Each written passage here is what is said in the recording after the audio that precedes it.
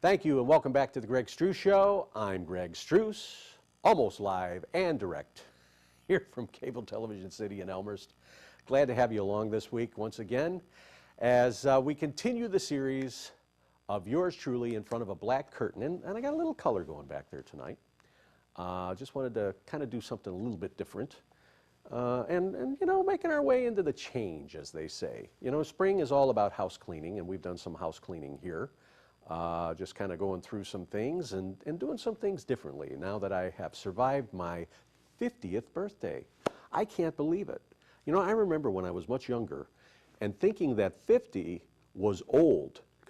Or, you know, 50 was old. When we were younger, I look at pictures of my grandparents and they looked old. I don't think I look old, but maybe I'm in denial. I don't know. But it wasn't that bad of a day as, you know, it was another day. And it's just another year, and I feel good about it. People are like, well, how do you feel about turning 50? And, you know, are you feeling old? And I'm like, I really don't feel any differently than when I was 49 and a half. I do know this. I know that I am ready for a change. And we talk about change a lot on this program. And really, you know, coming to terms with some things in my life and coming to terms with, you know, important things, career things, personal things. And it's time to start living again, I think. You know, after a while, I think about 10 years ago, I just kind of went into, I don't want to say like an isolation, but maybe it was kind of like an isolation. I got tired of dealing with people. And I got tired of dealing with people because I felt that I was always being dismissed. Now, I'm not saying that I played the victim in all this, but I just have found that as we are, you know, as I'm growing older, you know, I used to work with police officers, as I've talked about a lot. And one of the honors I had is that, you know, you're one of us. They treated me like I was one of them. But I wasn't a police officer, so, you know, I don't really fit into that circle. Even though I was friends with people and people respected me and I always had their back, as I still do. I still have police officers' back. And I think that it's very important, but I don't want to get off on a tangent on that. I'll come back to this point. Or, you know, I wasn't a jock. So, you know, I really wasn't a sports person, and even though I was accepted by those folks, I really wasn't part of that because I wasn't a jock at that point in time. Or I was involved in other things, but really wasn't because I was either too, you know, one thing or the other. I you know, didn't fit into that clique 100% either. So now, you know, and really in my entire life, I had my own clique of people. I probably could have hung around with the jocks and the national scholars and all of that. But I had my own group of people. I had my own posse, as Arsenio used to say. And many of those guys, we started doing shows when we were 15. And, you know, as a sophomore, I had seniors that were working with me that made book that the show wouldn't last all but 2 episodes. And we went on to do like 80, 90 shows in high school and got my school, you know, got my letter for communication stuff. Not because I was playing football or athletics. I became more athletic, I think, as I got older and got into school. I liked to play racquetball, and then I played softball, slow pitch for about 5-6 years. And, you know, when I quit drinking, I had to quit that because the two kind of go together. And again, I didn't fit in with that culture anymore either because, you know, it's all about the fun and the party, and I like to have fun, but I really can't do those things anymore. It kind of worked against me. So I've accepted where I'm at and what I'm doing, and that I'm not less than anybody. Maybe I'm just an independent thinker, and I love it because Kanye West, God bless him, came out and made a comment about, I forget who this conservative African-American female is, but she is pro-Trump. She talks about, I forget what she was talking about, but Kanye made a comment about good for you, you know, supporting what she said. And then all of a sudden everybody's attacking him because he shared that he loves President Trump, which is, you know, if he loves President Trump, that's great. He loves the president. Doesn't mean he's less of a person, but all the thought police came out and said that, you know, he shouldn't be doing that. And I disagree with it because, you know what, Kanye is an artist and he is somebody that is good at communicating his thoughts in lyrics and music, and he decided to support somebody that he felt said something that resonated with him. And all these people came out and just basically said what a, you know, questioned his motives and everything else. And I think it's ridiculous. So Kanye was brave, and he's not even brave. He's doing what people do. He stated something that is closely personal to him, and I liked his answer. He just kind of came out, well, who are you? Are you the thought police? So as I've said several shows back, an independent thinker, someone that thinks independently of everybody else, is a threat to groupthink. Now, what is groupthink? Groupthink is when we're in a circle of people and it's like, well, what do you think? So the classroom thinks this way, but I think this way. Not because I'm difficult, but because I don't agree with it. That's it. It doesn't make me a miserable person. I remember when we were, you know, there were times I disagreed with things and made my point. And people still thought I was nuts, but it's okay. Great show tonight. We're going to continue talking about being 50 and what that means and new beginnings. As the Greg Show continues, we are recreating community television here from the west side of Chicago. Thanks for joining us, and we'll be back in just a moment.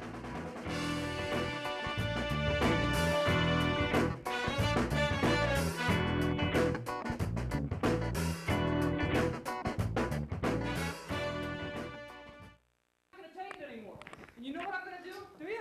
See what I'm gonna do? What are you gonna do? I'll show you What are you I'm gonna do? This right here, pal. Security! You're hell! You're hell! Get him out! Security! Get out! Get him out! Get him out! Yeah! Yeah! Boy, we got law.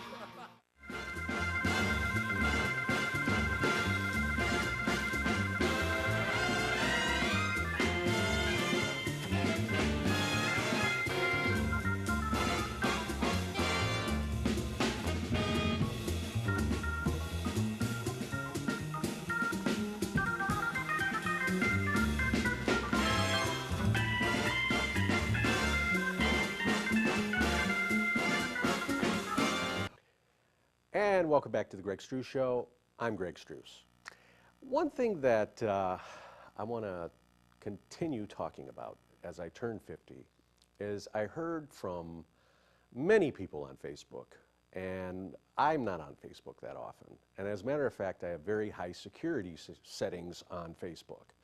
So if I know somebody or if they're a fan of the show, I may accept their friendship or you know, whatever it's called, your friend request. But I don't really share a lot of my personal life on there. One, there's not much to share, and two, I don't think it's very interesting. I don't really discuss politics, and I stopped posting things that are political in nature, and I just think that's what you do. If you're friends with people on Facebook, you keep it on Facebook. You keep it light. And by not having security on Facebook, it allows everybody to look at what you're doing. And I don't want everybody to look at what I'm doing. Yeah, but don't you want them to watch the show? Yeah, and you know what? I really don't even post the shows on Facebook anymore. If you want to watch it, you watch it. You'll find it, I think. If it means that much to you, you'll find it. But I do thank you for tuning in. And of course, you can watch The Greg Struss Show every Wednesday night here on Xfinity Comcast in the west side of Chicago, covering 66, I believe, communities, from Burbank to West Chicago, Oak Park, Berwyn, our good friends in Cicero, como esta, and bien, and welcome. I'm glad that you tuned in tonight. So turning 50 is a milestone, and I think it's a lot different today than what it was, you know, in years past, because people were older. People didn't live as long. I'm telling you, like, people were older. People looked older, and I think it was because of the food and because of, you know, the lack of technology and things that have made our lives simple, but yet a little more complex and troublesome. How many people do you know that are getting in trouble for comments that they're making on social media, such as Twitter? And I forget how many there are out there. There's Tumblr, there's all kinds of things. And quite frankly, I'm just not into it. And maybe I'm strange, because when you're doing media type stuff, you want as many people, you want access to as many people as you can get. And I still have not gotten on Twitter. And again, my Facebook use is just like whatever. So Ken Spala, who used to do this, he was a friend of mine growing up. I met him in grade school when I went to Lincoln Junior High. And Ken joined me on the show in high school. And I have not seen him since the last show in Dalton in 1992. We were doing a show for 5.5 years there. The precursor to this one. And Ken said something funny to me. Now, he was somebody who could just crack me up, because he was hysterically funny, but obviously only to me. And he said, set yourself a goal. And it was something that John Mao, who was a principal at Lincoln Junior High, and I had a lot of respect for Mr. Mao, because he was somebody that taught me a lot about goal setting and the importance of getting back up after you're tackled, so to speak, in life.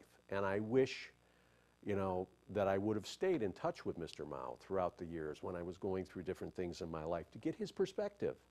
But he used to spend time with me when I was in 8th grade and counseling me on certain things that were going on in my life.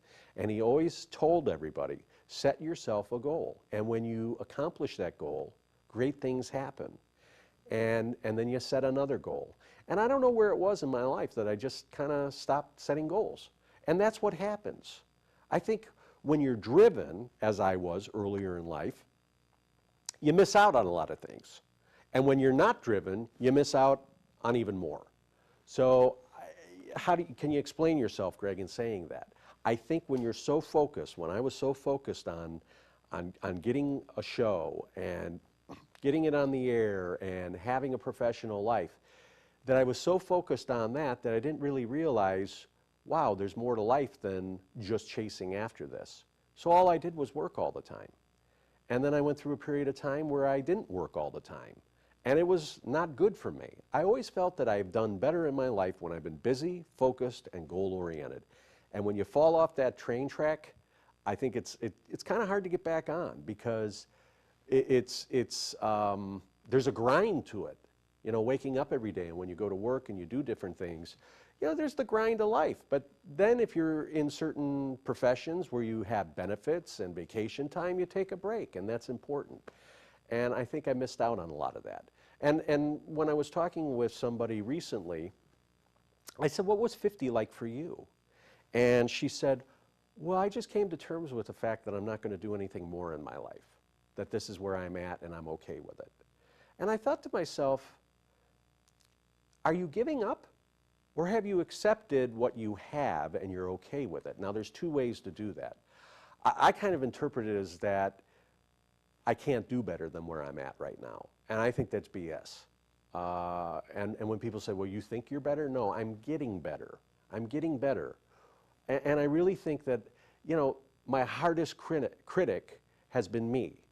The things in my life that I went up against, and when I've had differences, it was because of me. I played a role in that.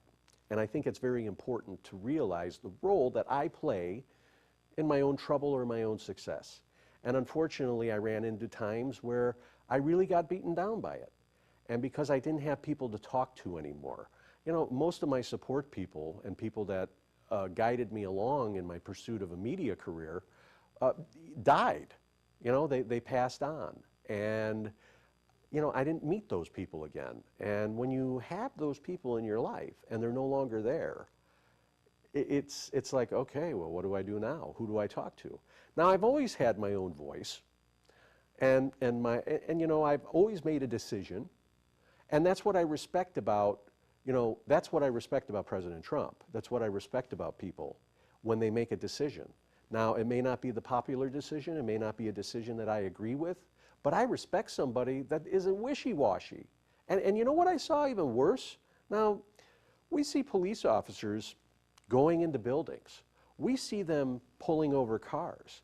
getting into serious situations, and we think that they're brave, and they are. But when it comes to confronting a coworker, oh no. Oh, the politics, you know, and what I experienced in watching that. Men with guns will not make decisions. And I'm not just saying that across the board, because there's many people I'm sure that do make decisions. But in my life, I have seen that people are afraid to make decisions. Why? Because it's not popular. They may fall out of favor as a manager and as a leader.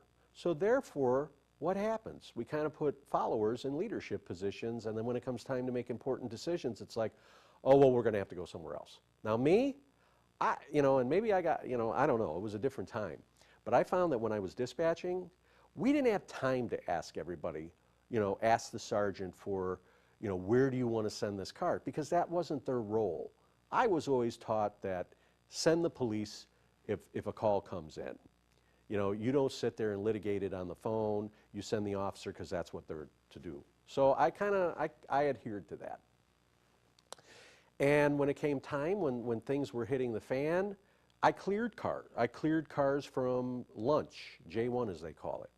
Or if someone was down on arrest, I didn't ask the sergeant. We needed a car, and I sent it. And I was never talked to about it. Now, years later, when I went back to that job, I noticed how things were kind of different. They consulted the sergeant on everything. What will you want me to do? Well, you're the dispatcher. You're taking the call. You know where the cars are. If everybody's down on a call, yeah, I'm gonna ask the sergeant what he or she wants to do. Or I may take it upon myself to clear that car, and if the sergeant has an issue with it, they would have talked to me. And only one time was I ever talked to about something, and it was because I made the mistake of saying that they were in pursuit when police no longer pursue unless it's enforceable felony. Now, back in the day, I'll tell you, I worked the desk, as they call the dispatch, or the PSAP, Public Service Answering Point. It changed a lot when 911 went into effect because you always had to have two people working in close quarters. And you can imagine what that was like with the human condition. But, I made it work, we made it work, and we got along, and we did good work. Where am I going with this story? That's the good point. I'm going to come back to it. The fact is making a decision. And standing by that decision. And making a decision is important. It's important for me, and it's important for you. Because making a decision is doing what? It's taking initiative. It's taking a risk on a certain level. The risk is that my decision's not going to be a welcome decision, and that I may fall out of favor based on that decision. However, a communicator has a lay of the land, I think. You get a lay of the land of what's acceptable. And if you're making decisions in a situation where it's acceptable, I don't think there's anything wrong with that. Now, what do you mean, Greg, when you say acceptable? If you understand what the food chain is and how you're to do things, I always have thought, and I like Mark Levin. He's a conservative. He's kind of grown on me. He's on WLS AM every night. And he talked about how we need to have a watchful eye on the police. And I can't agree with him any more than that. When we see a police officer sitting down and having dinner, that we keep a watchful eye, not to be intrusive and pay attention to what they're doing, because they're on their lunch, but taking a look at what's happening and how people are just shooting. We have to become responsible. I think we really have to become responsible and watching out for everybody. The police are there for a reason. And unfortunately, when they have to do something that's not popular, like take someone's life, there's a lot behind that. What can we do as individuals that they don't have to do that anymore? It's keeping an eye and saying, look, this guy's not acting right, and picking up that phone and calling 911, and not being afraid and making that decision. That's where a decision's important. And in a situation where someone's life is on the line, there's important decisions in that as well. Now, one of the things when I was a dispatcher, I always made sure everybody was covered on the street. We were on the border of Chicago, And we would have what was known as a zone radio. And the zone radio was a Chicago band frequency. And oftentimes our officers would go into Chicago and there was no backup. And I always made sure that they had backup. Why? I made that decision that they deserve to go home at the end of the day, and I got to live with the decision that if they're by themselves and I could have done something, you know, it involved a little more thought. It involved, again, initiative and making a decision that was right for them and what I felt. Now, if someone's going to come in and scream at me because you know, it wasn't an emergency that I sent somebody to back them up. I just said, if you have a car in the area, could you swing by? Because they're down on traffic by themselves. And more times than not, like, wow, Chicago showed up. I wonder who did that. I never took credit for that because that wasn't what it was about. It was about making sure that they were safe and that they were going home at the end of the day. And I think we need that in every job. Now, one of the things is, like, when you have someone ordering a pizza and you're in an apartment building, you know, some people get really irritated. Well, I'm paying to be delivered to my door. It's not safe to go in buildings anymore. I don't care where you are. Do you know in Oak Park alone, there were 17 carjackings, okay? The average property tax in Oak Park, I say average, is about $13,000 a year, $13,000 a year, $10 to $13,000 a year. And people pay a lot of money to live in Oak Park because it's a very, you know, it's a very nice community. And per capita, they have a lot of police officers. They may have 20 beat cars out on the street at any given time. So you have the coverage there, but it's not really a safe town when you consider that Chicago's on one side, you have Chicago, where are you bordered on in Oak Park? Well, you have Chicago. And then you have, you know, other areas. And to think that there's no crime, it's not true. So this is what I love. People expect you to go inside buildings and risk your life to do different things, and it just isn't safe anymore. People steal cars. People are stealing identities. People steal, you know, anything they can at this point in time. And if you have something that they want, they feel they deserve, they're going to take it. And I'm telling you what, it ain't happening with me. And I'm not going to have it anymore. So when I have a situation that I'm faced with, I'm going to take action because I'm not going to be taken advantage of. That's how I feel. Again, making a decision, and I made that decision.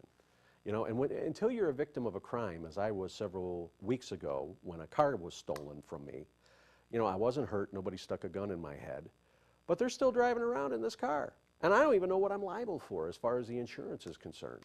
And I think it's ridiculous. And you're a victim all the way around because once someone steals your stuff, let's say it's a car, a month later, oh, the police found it. Oh, great, can I go pick it up? No, it's been impounded. And there's parking tickets on it because of, you know, whatever the reason is, it wasn't moved in 24 hours. You're responsible for all that stuff.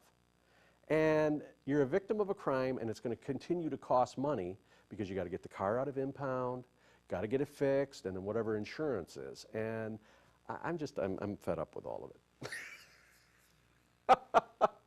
As I wipe my nose.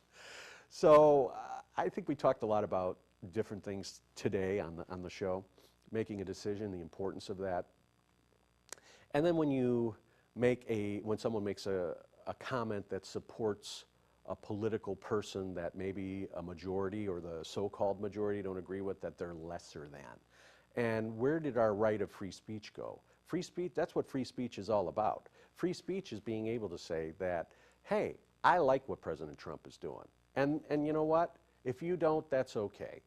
Or I don't like what President Trump is doing. That's okay. But when we have to start going so far to attacking people personally, professionally, and physically because we don't agree with them, it's kind of like, you know, I remember like 10 years ago, there was a situation between Cubs fans and White Sox fans. And somebody, you know, took out someone's eye over a game, over the White Sox versus the Cubs. And I'm sure that if that guy, whoever took that guy's eye out, could do it all over again, he wouldn't have, over something silly, because the White Sox were better that year than the Cubs. Well, the White Sox have been traditionally better than the Cubs, I mean, as far as it goes, but the Cubs have been doing great. And I'm not talking down about the Cubs. Cubs are good, the White Sox are good. And I'm all for Chicago and what's all good for Chicago. And that's what is ridiculous. So now we have like identity sports. You know, I think it's fun to talk smack about, oh, well, whatever. But then when it gets personal, oh, well, you don't understand. You don't understand why I ended up in jail because I poked someone's eye out because because they said something about my cubbies. Taking things too personally. I could write a book about that, and maybe I will. Anyway, you can watch The Greg Struss Show every Wednesday night, once again, here on Xfinity Comcast in the west side of Chicago. And, of course, on youtube.com with the search words, The Greg Struss Show. And, yes, it's a show. We're doing kind of like a little podcast thing via the means of old-fashioned television on new media and old. And I don't know. I've been having fun with it. I never thought that it would come to a point where I would clean house and just be doing it by myself. But you know what? I'm having the time of my life out here. Lee's our liaison, who's in charge of everybody on the community television side. So we always have our conversation beforehand, and then we roll the tape and do the show. And I enjoy it, and I hope that you do too. And if you'd like to come out and join us, feel free to drop me a line here at gstrussman@gmail.com, and we will do it. We usually do about 2 a month, and I have a backlog of shows that still need to be edited, getting to it one at a time. And I don't know, that's really about it. So if you're getting ready to celebrate an important milestone, be proud of that, because each year is a blessing. And I wish I knew at 30 what I know at 50. And now I just feel like, you know what, I think in a way maybe I fought everything. I made everything a little more difficult because of my drive and ambition or whatever. I don't know. And you know what, and maybe sometimes it's not on my time, it's on the universe's time, or as some people will say, it's on God's time. And I feel it. I feel that I've weathered some storms, and I'm a better person for it. And I hope that you're a better person through your adversities, that you learn something through those adversities and whatever happens. And, and realize that, we're all responsible for our own self and our own well-being. And to blame others gets old.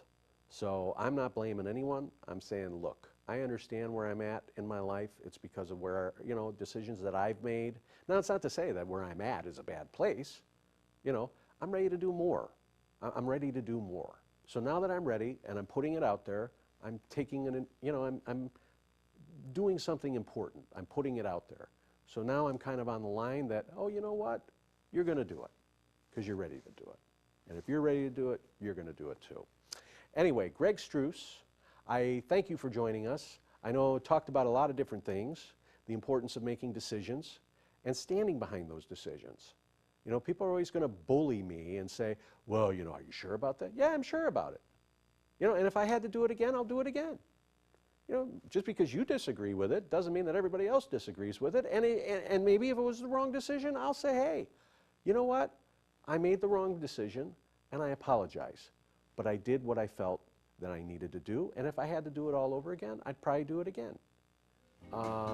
If I felt compelled to make that decision, whatever that decision is. Am I talking in circles? I don't think so.